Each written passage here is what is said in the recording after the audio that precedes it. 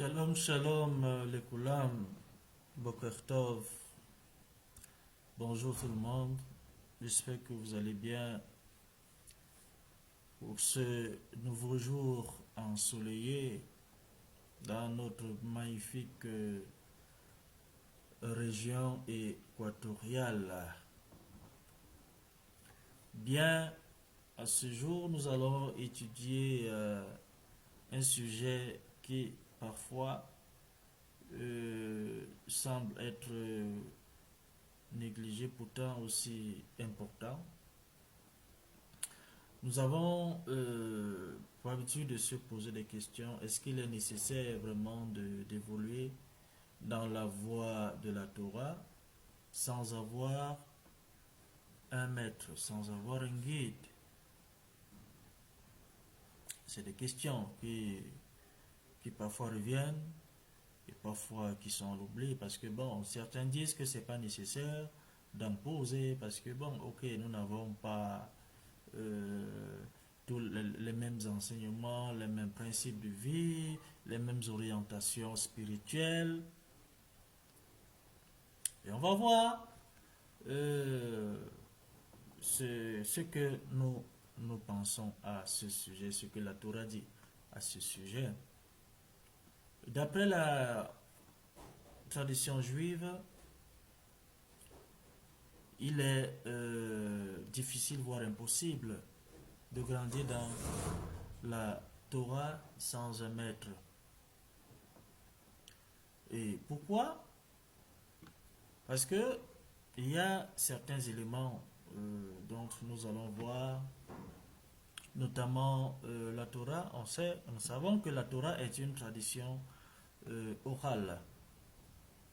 Et cette même Torah est transmise oralement de génération en génération.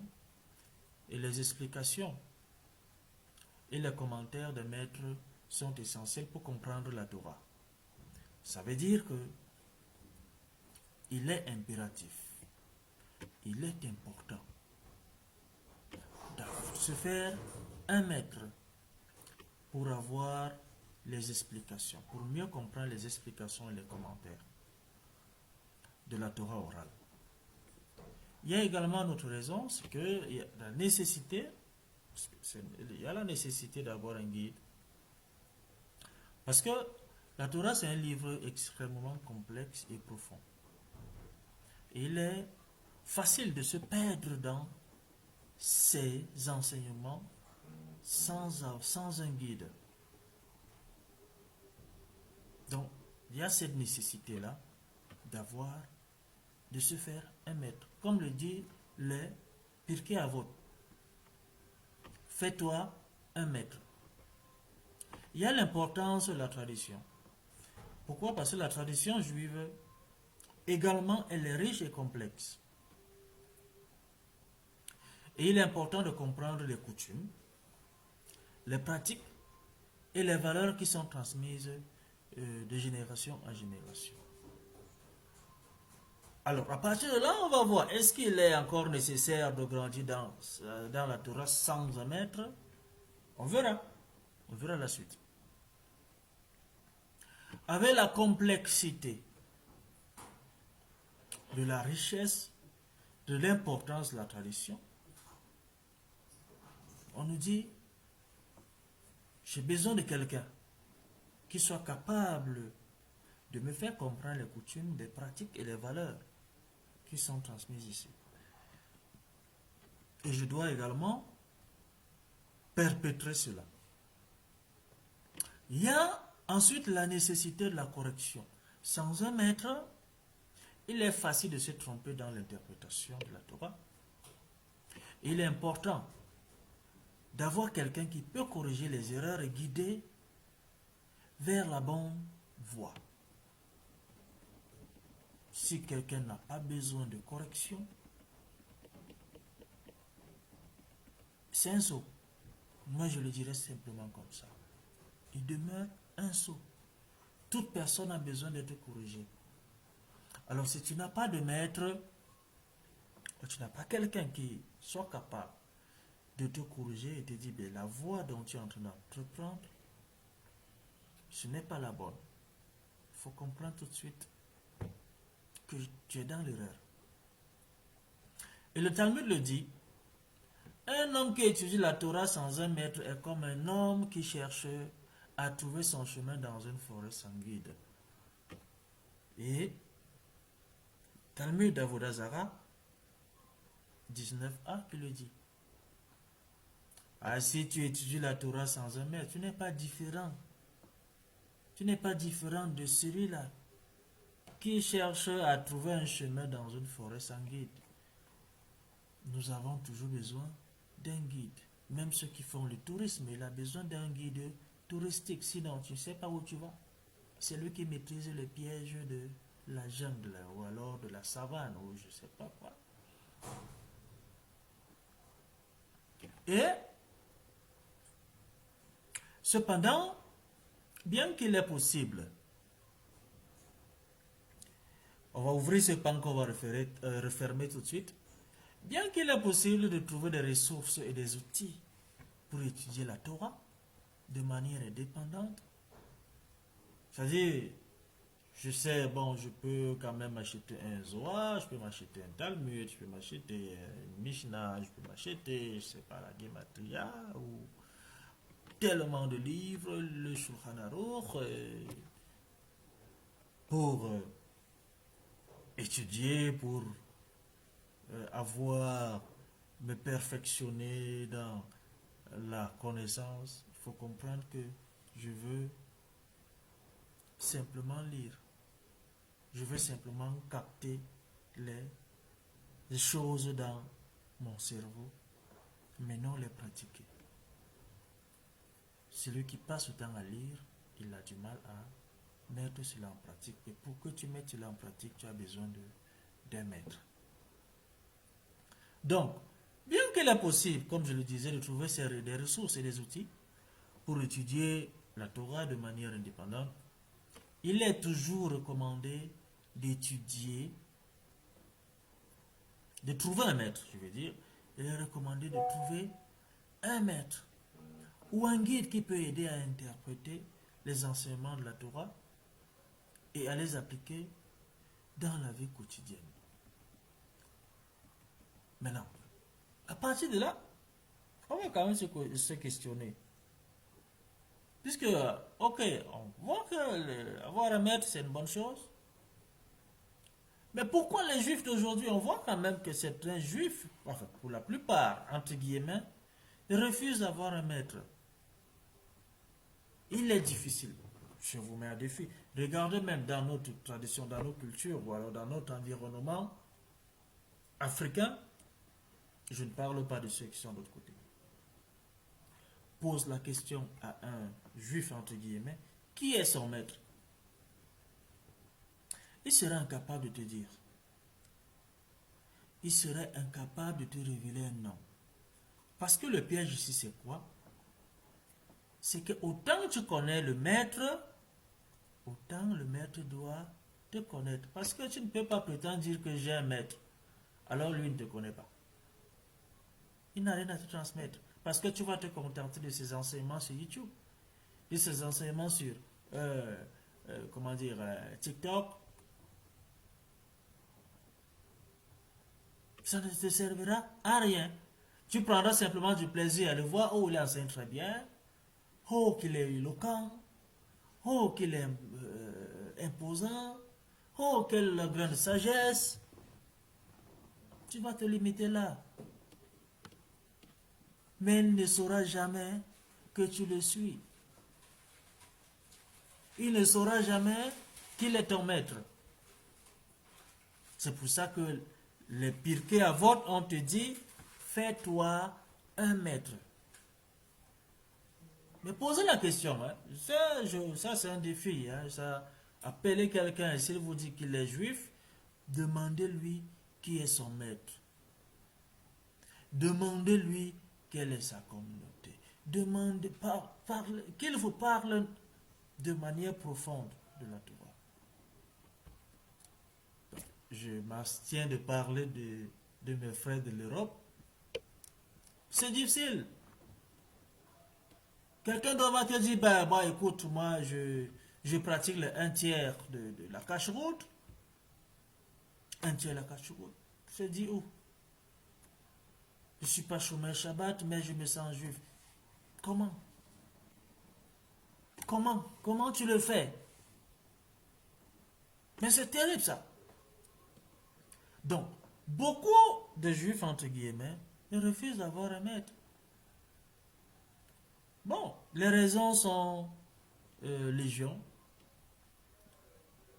Et voici, on va essayer de voir quelques-unes de ces raisons. Il y a l'influence de la culture moderne. Pourquoi la culture moderne met l'accent sur l'individualisme et l'autonomie? Et cela peut conduire à une réticence à accepter l'autorité d'un maître. Bon, on est habitué dans notre modernisme à voir le monde différemment et certains diraient que ce n'est plus la même époque. Nous sommes à une nouvelle époque. Parce qu'on est influencé par la culture du modernisme. Un bantou africain, un bantou israélite doit-il abandonner sa culture ou ses traditions? Non. Mais non, c'est que tu es un acculturé. Tu es en déphasage total. Tu ne comprends plus rien. Pourtant, dans nos cultures, nous savons tous que pour qu'un enfant puisse évoluer dans telle voie ou une autre, il a besoin d'un guide, il a besoin d'une orientation, il a besoin d'un soutien. C'est ce que nous savons dans nos coutumes bantou israélites. Si quelqu'un veut être chef traditionnel, comme notre Tif Rabbi, tu as besoin d'une orientation. Si tu te lèves le matin et dis, bon, moi je suis un chef tribal, comment? Comment tu le fais? Comment tu le sais? Tu dois entrer dans une école. Tu dois entrer dans l'école traditionnelle. Et tu dois obéir, tu dois respecter toutes les orientations qui te sont données. Tu ne peux donc pas dire que, ok, je suis dans la Torah, je n'ai pas besoin de maître parce que, bon, moi j'étudie, je suis un autodidacte. Comment? Parce que le modernisme, c'est vrai, on a écrit tous ces livres pour qu'on les lise. Mais en les lisant, rapproche-toi de maître et demande-lui, est-ce que ça c'est vrai? Est-ce que ceci, je peux mettre ça en pratique? Parce que beaucoup écrivent même pour avoir de l'argent. C'est ce que nous oublions. Beaucoup écrivent pour se faire de l'argent, pas pour transmettre quelque chose. Et s'il faut qu'il transmette quelque chose, il faut au préalable qu'il ait reçu de tel. Il y a beaucoup également qui ont manque de connaissance de la tradition. Parce que les Juifs d'aujourd'hui n'ont, mais toujours entre guillemets, aujourd'hui n'ont pas une connaissance approfondie de la tradition juive et de l'importance de la relation maître-élève. Ils ne savent pas la connexion, ils ne savent pas ce que lit réellement un maître-élève. Il doit avoir une connexion, il doit avoir de l'électricité, une intensité. Mais c'est difficile. Parce que on néglige effectivement cette connaissance de la tradition. Nous avons également la peur de l'indépendance. Parce que certains, ils peuvent craindre que la relation avec un maître les rende dépendants ou les empêche de prendre leurs propres décisions. Mais c'est une erreur. Si tu réfléchis comme ça, parce que tu ne veux pas être dépendant de tel, alors tu ne seras jamais indépendant parce que tu dois passer par là. Il faut comprendre que véritablement dit l'indépendance, C'est un mot, ouais. Mais si tu n'es pas sous les pieds, sur les genoux de quelqu'un, tu ne peux pas évoluer.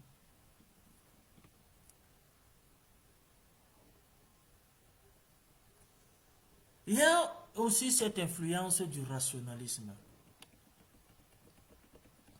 Il y a l'influence du rationalisme parce que la pensée rationaliste est conduite à une approche plus individuelle et critique la tradition, ce qui peut rendre difficile l'acceptation d'un maître. Alors, dès lors, je sais lire quelques versets de Torah, quelques passages de la Mishnah, du Zohar, je suis déjà un grand maître. Comment? Je n'ai plus besoin de tel. Non, c'est très grave. Ce dont tu as comme disciple, sache que tu es en train de les orienter ailleurs. C'est pas ce que tu es en train de les enseigner.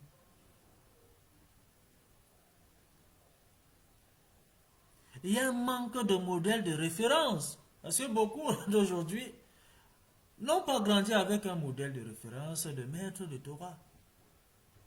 Et cela peut rendre difficile la compréhension de l'importance de cette relation. Donc, on est grandi peut-être. Tu nais dans une famille, bon, on te dit, nous on n'est pas Shomer Shabbat, et tu peux pratiquer, donc, tu peux faire ton Shabbat quand tu veux chez toi, les fêtes tu peux les célébrer comme tu veux, mais ne t'amuse pas avec Yom Kippour, que quand même, avec ce Yom Kippour, on ne le célèbre pas comme il le faut. C'est compliqué. C'est compliqué. Et tout ça, il y a un élément qui va rentrer dans, euh, euh, dans notre étude. Cet élément qui va nous permettre de comprendre la raison pour laquelle beaucoup de personnes ou beaucoup de juifs n'ont pas de maître. Cet élément, c'est l'orgueil. L'orgueil est un véritable danger pour celui qui cherche à évoluer spirituellement, sans guide, sans un maître de Torah. C'est l'orgueil. Parce qu'il peut conduire à une fausse sensation de sécurité, de connaissance. Bah, il te dit, ok, ben attends, tu as tout ce qu'il faut, tu as tous tes livres, tu as toute ta bibliothèque, alors tu peux, n'est-ce pas, suivre cela, tu peux lire et tu pourras transmettre. C'est faux. C'est une erreur. Parce que dans le livre de Proverbes Michelet, on te dit là-bas, l'orgueil précède la chute. Michelet 16, Passouk 16. On te dit l'orgueil précède la chute. Parce que l'orgueil peut te conduire à une attitude de supériorité. Oh, je me crois grand, je me crois tout savoir. Il n'y a pas mieux que moi. Il te conduit à une attitude de supériorité. Et ça peut empêcher la personne de demander de l'aide. Je me suffit de reconnaître ses erreurs et de s'améliorer. Parce qu'il se suffit. Le maître, lui, il peut aider à prévenir l'orgueil en enseignant l'humilité et la reconnaissance de ses propres limites. Voilà son rôle. Lui peut dégager, il peut effacer cet orgueil-là. Mais si tu n'as pas un maître, comment est-ce que tu vas faire? Élimine l'orgueil. Élimine l'orgueil.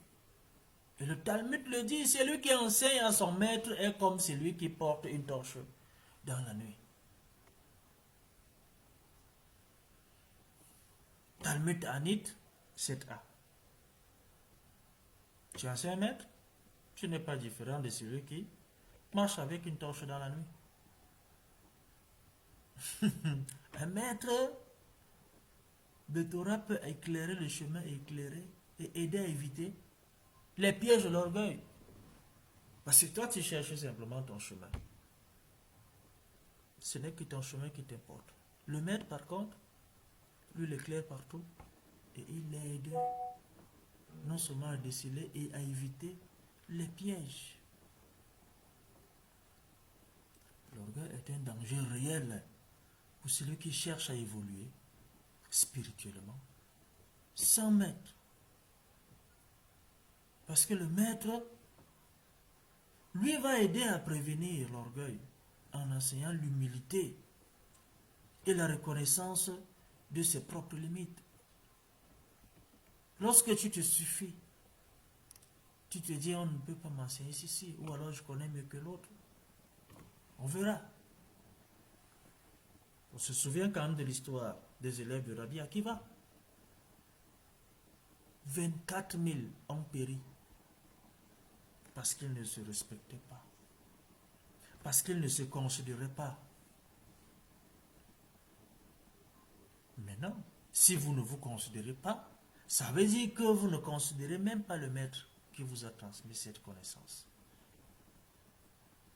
Et Dieu va vous éliminer. Et maintenant, c'est quoi l'importance? Parce on voit que c'est normal d'avoir un maître. Mais quelle est son importance? Parce que l'importance, la Torah ici, on nous dit dans la tradition, nous savons que dans la tradition juive ou dans d'autres traditions, avoir un maître de Torah est considéré, ou alors avoir un maître, avoir un guide est considéré comme essentiel pour plusieurs raisons. La première raison, c'est qu'il y a la transmission de la Torah.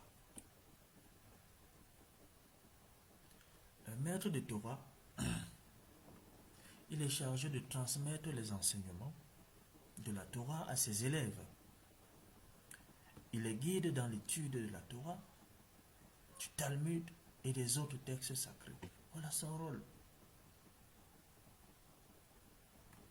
Transmettre. Pourquoi? Parce qu'il l'a reçu. Ça qu'on va te dire dans la Torah, dans le Pikavot, moi j'ai reçu la Torah. La transmet à tel, la transmet à tel, la transmet à tel, la transmet à tel. C'est dit dans le Pikavot. Pourquoi?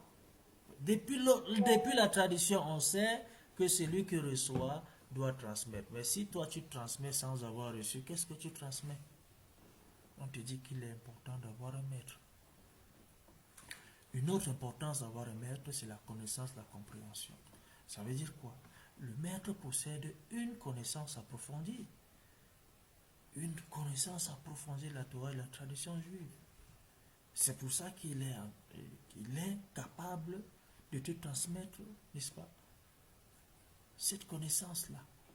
Il peut aider ses élèves à comprendre les enseignements de la Torah et à les appliquer dans leur vie quotidienne. Voilà le rôle du maître. Le maître également est un guide spirituel. C'est lui qui te donne la direction spirituelle. Il peut servir de guide pour ses élèves. Il les aide à développer une relation avec Dieu, à comprendre leurs responsabilités, à lui qui est qui? Dieu, et à trouver leur place dans le monde. Donc il te donne une direction spirituelle. Pourquoi? Il donne la direction spirituelle. Nous savons que chacun de nous a sa part de Kedusha et son niveau selon son âme, selon sa volonté d'étudier. Et lorsque le maître va déceler un talent, ou alors, oui, c'est un talent, il saura comment t'orienter avec ce dont tu as acquis ou tu as reçu. C'est lui qui te donne une direction. Ok, comme tu as ce talent, voilà comment tu vas l'orienter. C'est comme un coach. Le maître également ici, c'est un modèle de comportement. C'est un modèle de comportement pour ses élèves. Parce qu'il montre comment vivre une vie juive authentique, comment traiter les autres avec respect et dignité, et comment cultiver les valeurs telles que la compassion, la justice et la charité.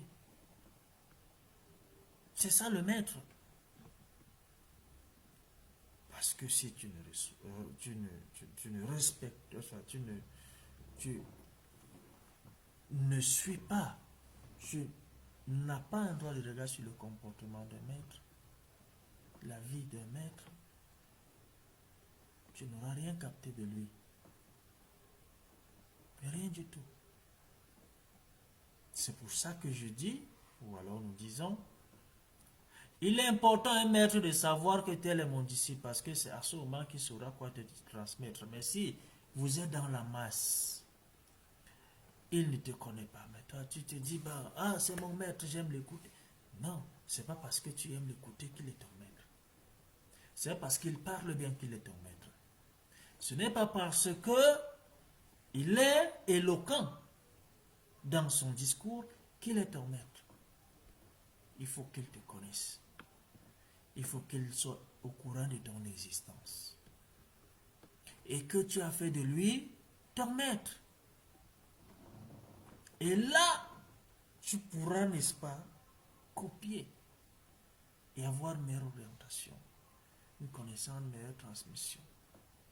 Il joue également le rôle de soutien et d'encouragement à ses élèves parce qu'il les aide à surmonter les défis et les difficultés de la vie. Le maître t'aide à la transmission de la tradition parce que là, il joue un rôle important. Il t'aide à... Il aide à la transmission de la tradition juive de génération en génération. Et il va t'aider à préserver la continuité de la tradition et à la transmettre aux générations futures. Voilà son rôle. Avoir un maître maintenant, on comprendra par là. C'est essentiel pour acquérir une connaissance approfondie de la Torah, pour développer une relation spirituelle avec Dieu et pour trouver un modèle de comportement et un soutien dans la vie quotidienne. C'est très grave. Comme je le disais tantôt, lorsque quelqu'un prétend dire je suis des enseignements sur Torah Box, YouTube, il y a tel rave, je suis abonné à sa page. Observez ces gens de manière objective. Ceux qui sont abonnés à des pages de rabbins, niveau comportement, niveau midot, ils sont nuls, sans prétention aucune. Il te dit, ben moi je suis abonné aux enseignements de tel, je suis sur Torah Box, je suis sur YouTube, la page du grand rabbinat d'Afrique, je suis abonné, oh je ne rate aucun cours du grand rabbin, Pinchas Eliyahu Shaddai, je ne rate jamais le cours au théâtre de Rabbi Akiva avec Chief Rabbi Ishai Boucher. Je suis scotché à tout moment. Est-ce que Chief Rabbi Ishai Moshe te connaît? Voilà la question. Tu es son disciple. Oui. Tu le considères comme ton maître. Est-ce qu'il te connaît? C'est pour ça qu'on dit, observez ceux-là qui prétendent dire je suis régulièrement de manière religieuse les enseignements de X ou Y. Niveau comportement nul. Parce que c'est lui dont tu verras toujours la rancune. la colère, même si cela a été enseigné,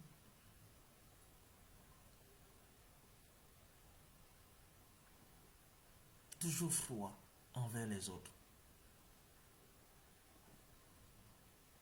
Qu'est-ce que tu obtiens? Qu'est-ce que tu reçois? Rien du tout. Tu te plais simplement à regarder le visage de tel, les mots qui sortent de sa bouche, ses gestes et consorts, mais tu ne retiens rien. Tu n'obtiens rien de lui. Fais donc un effort à te connecter à ton maître. Parce que c'est ça le secret. Si tu n'es pas connecté à lui, tu navigues à vue. Fais qu'il soit au courant de toi.